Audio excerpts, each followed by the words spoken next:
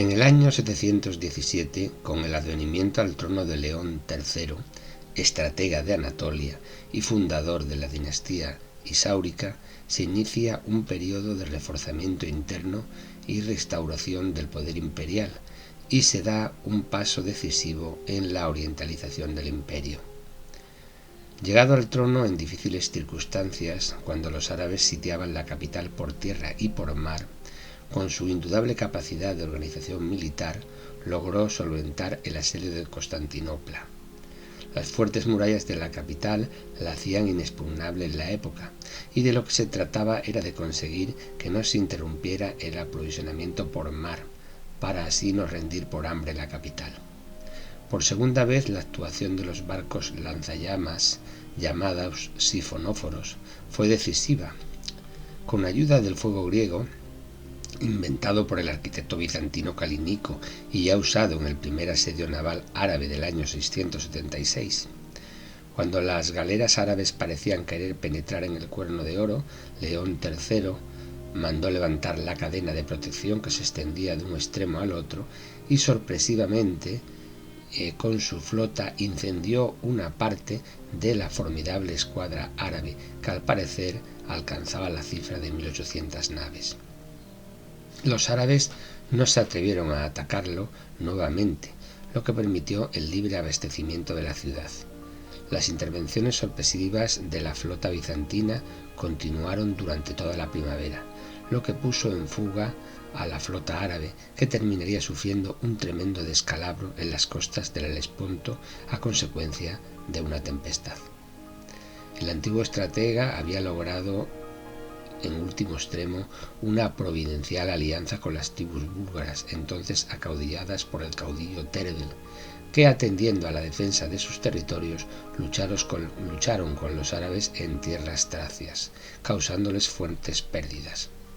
Al fin, el hambre y el rigor extremo del invierno contribuyeron a la derrota del ejército mahometano, que un año después de iniciado el sitio se alejó de la capital.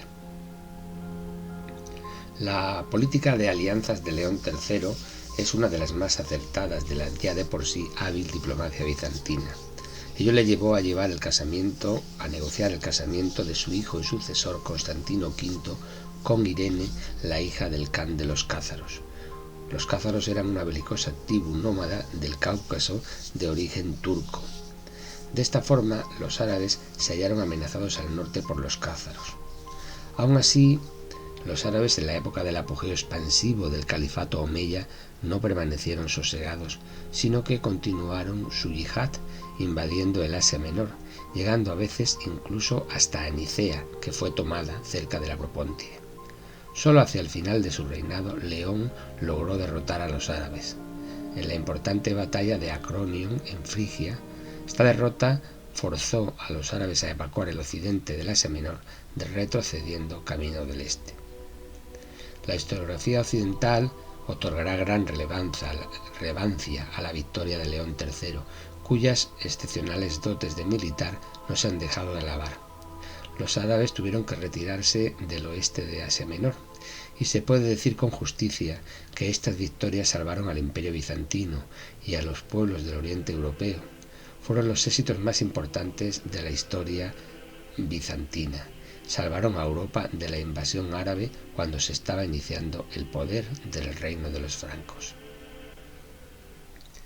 En política interior, León III acentuó la unión del poder civil y militar en una sola mano, profundizando en la constitución de los temas y acrecentando el poder de los gobernadores militares o estrategas que se extendieron desde Asia Menor a todos los territorios del imperio. Para el mantenimiento de la disciplina en el ejército publicó el Código Militar, que contiene una enumeración de los castigos a infligir a los soldados culpables de motín, desobediencia, deserción. Los castigos previstos son de un rigor extremo. Publicó también un Código Civil denominado Ecloga, que significa fragmentos escogidos, y que orientaba en un sentido más equitativo y cristiano que el Código de Justiniano. y un código náutico para fijar la parte de responsabilidad del propietario del navío, del negociante que lo fleta y de los pasajeros, tanto en la seguridad como en el cargamento del buque ante el acuciante problema de la piratería árabe. Y por último, un código rural, cuyo propósito era restringir el alarmante desarrollo de los grandes dominios y así detener la desaparición de la pequeña propiedad libre, asegurando a los campesinos una condición mejor. El sucesor de León III, Constantino V, pudo avanzar las fronteras imperiales hacia el este, llevándolas hasta el Éufrates en los límites del Asia Menor, en una serie de expediciones afortunadas. Ello se explica porque a mediados del siglo VIII el califato árabe fue desgarrado por graves desórdenes intestinos debidos al cambio de la dinastía omeya por la abasida, que depuso a la anterior. Los abasidas trasladaron su capital y sede del gobierno a Bagdad, junto al Tigris, muy lejos de la frontera de Bizancio, no recuperando su afán combativo hasta finales del siglo VIII, en el reinado del califa al-Mahdi, donde, según las crónicas bizantinas, la entonces emperatriz bizantina, Irene de Atenas, se ve obligada a pedir la paz y a pagar tributo a Bagdad. Constantino V aprovechó la falta de presión de los árabes e inició la política de repoblación de territorios que tan buenos resultados dio al imperio bizantino. Con ayuda de sirios y de armenios llevados desde la frontera oriental a Tracia, construyó una serie de fortificaciones a lo largo de la frontera búlgara y se propuso el aniquilamiento del incipiente reino búlgaro. Dirigió contra ellos 9 campañas por mar y tierra con diversos resultados. Pero ocurrió que una vez solucionadas las discordias dinásticas búlgaras y superado el antagonismo eslavo-búlgaro en los Balcanes, a finales del siglo VIII se formó un pujante estado búlgaro, en el que la aristocracia búlgara de origen turco ejercía el mando sobre una masa de población eslava. Entonces los ejércitos bizantinos comenzaron a sufrir derrotas que, ante la presión conjunta de árabes y búlgaros, igualmente obligaron a la emperatriz Irene en el año 797 a pagar un humillante tributo a los búlgaros. En el siglo IX, los eslavos y los búlgaros habían de ser los más serios enemigos del imperio bizantino. Ya a principios de siglo, el trono búlgaro fue ocupado por el caudillo Krum, organizador prudente y hábil militar que se reveló muy peligroso para Bizancio. En lo que se refiere a la política interna, tanto León III y sobre todo Constantino V inician el movimiento iconoclasta, que suscitará con el papado la llamada querella de las imágenes. Frente a sus detractores, la iconoclastia se justificaba por causas religiosas. Los adoradores de las imágenes concebían a veces su adoración de manera demasiado literal.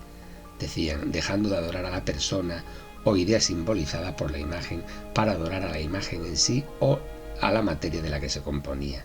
Esta concepción del culto, influida por los judíos, veía que la adoración de los objetos inanimados ofrecía gran parentesco con las prácticas idolátricas del paganismo. Sin embargo, los historiadores modernos estiman que las razones de la iconoclastia fueron ante todo políticas, porque la reforma religiosa que condenó las imágenes dejó sin embargo intactos los fundamentos dogmáticos de la religión cristiana, aunque proscribiera las reliquias y se centrara en la reducción del número de monasterios. Lo que los emperadores iconoclastas se proponían era arrebatar al clero parte de sus riquezas, los grandes latifundios de los monasterios y sobre todo el dominio de la instrucción pública. León III, deseoso de ser único dueño y autócrata en todas las esferas, esperaba liberar al pueblo de la fuerte influencia del clero, que empleaba el culto de las imágenes como poderoso medio de asegurarse la obediencia de los laicos. El ideal de León III era reinar como señor absoluto sobre un pueblo unido en lo religioso. Consideraba derecho suyo dar fuerza de ley a sus propias concepciones religiosas e imponerlas a sus súbditos. Era el mismo cesaropapismo ya manifestado de modo particular bajo Justiniano I. Según el cronista Teófanes, se veía aumentar en la capital la cantidad de monasterios, comunidades y conventos de toda especie que se multiplicaban con la mayor rapidez y alcanzaron proporciones inauditas. Muchos jóvenes vigorosos abrazaban la vida religiosa y esa multitud de hombres que ingresaban en el claustro quitaban trabajadores a la agricultura, soldados al ejército, funcionarios a los servicios públicos. El monasquismo y los monasterios servían a menudo de refugio a los que deseaban escapar a las obligaciones impuestas por el Estado. Observa Teófanes que fue en el año 726, el 10º de su reinado. Entonces la ofensiva árabe parecía estancada cuando León III empezó a decretar la destrucción de los santos iconos honrados por todos. Entre ellos ordenó destruir la veneradísima estatua de Cristo situada sobre una de las puertas de la magnífica entrada del Palacio Imperial. La destrucción de aquella imagen suscitó un motín en el que intervinieron sobre todo mujeres. El funcionario imperial enviado a destrozar la imagen fue muerto, mas el emperador le vengó castigando con dureza a cuantos habían defendido la estatua. Estas víctimas fueron los primeros mártires de la disputa iconoclasta para los católicos. El Papa Gregorio III convocó un concilio en Roma, anatemizó a los enemigos de las imágenes en el año 731. Y a raíz de estos acontecimientos la Italia central se desgajó del Imperio bizantino y se volvió por completo al lado del Papa y de Occidente. La Italia meridional, sin embargo, siguió bajo la dominación bizantina.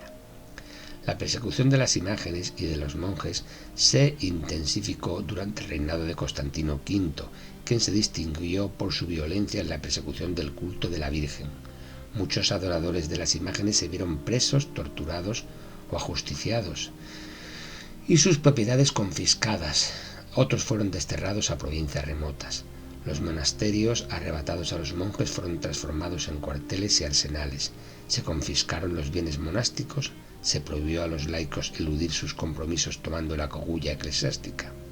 El resultado de tal conjunto de medidas fue una emigración en masa de los monjes hacia los territorios no afectados aún por la política iconoclasta del emperador.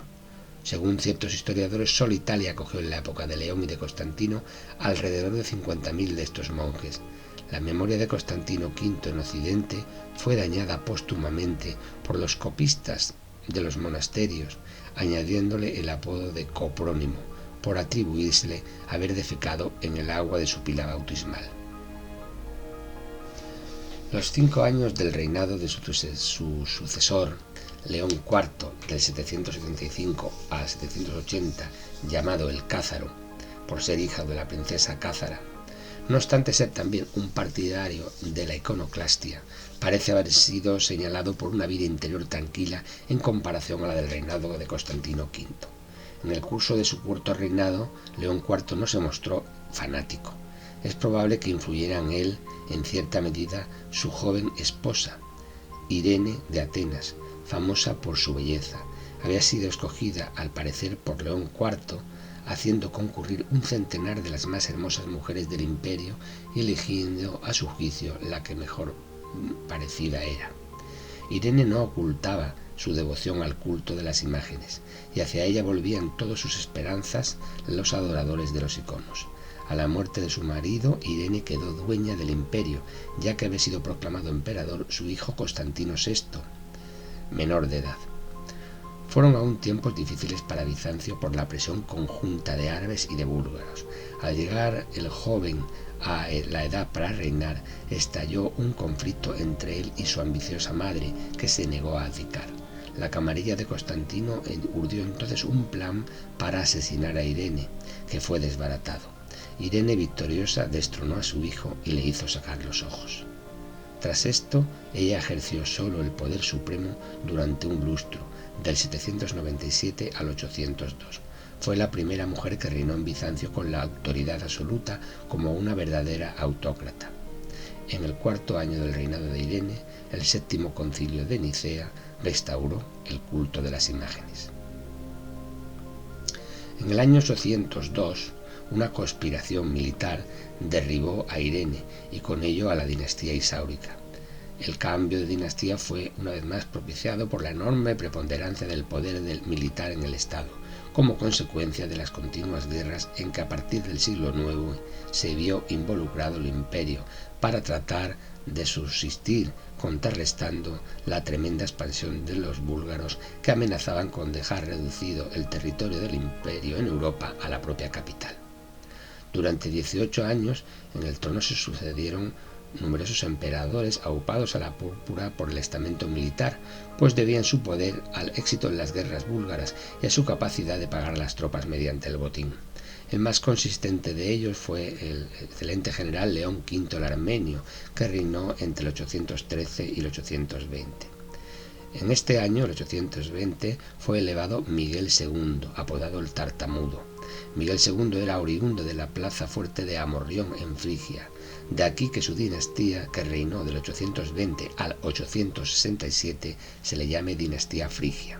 A su muerte el trono pasó a su hijo Teófilo, del 829 al 842, quien casó con la famosa restauradora de la ortodoxia, Teodora, originaria de Plafagonia en Asia Menor. El último miembro de la dinastía fue el incapaz y corrompido Miguel III, del 842 al 867, cuyo nombre ha pasado a la historia con el epíteto poco honroso de El Beodo. Los esfuerzos de la dinastía frigia lograron resistir la ofensiva de los árabes en Oriente, conservando en conjunto la totalidad de los territorios bizantinos en Asia Menor. Otra cosa, sin embargo, fue en el Mediterráneo central. Las operaciones de las flotas musulmanas fueron de muchísimo alcance, ya que condujeron a la ocupación de Creta, en principio ocupada por los exiliados cordobeses huidos de la derrota del Arrabal propiciada por el emir al-Hakem I, que acabó convirtiéndose en la auténtica base central de la piratería en el Mediterráneo. Ocuparon los árabes también la mayor parte de Sicilia y los valiosos puertos y enclaves de Italia meridional. Los árabes amenazaban seriamente los territorios bizantinos de Italia del Sur. Puede decirse que durante el siglo IX, en Italia, Bizancio conservaba nominalmente la mayor parte de la Campania, pero lo cierto es que con Venecia y con la Campania no tenían sino flojos lazos de dependencias, y una y otra poseían un gobierno autónomo local. Alexander Vasiliev, el gran historiador ruso de Bizancio, estima que pese al talento administrativo de los dos primeros emperadores iconoclastas, admitiendo que León III salvó sin duda el imperio, la política de los emperadores isáuricos y frigios no fue un acierto.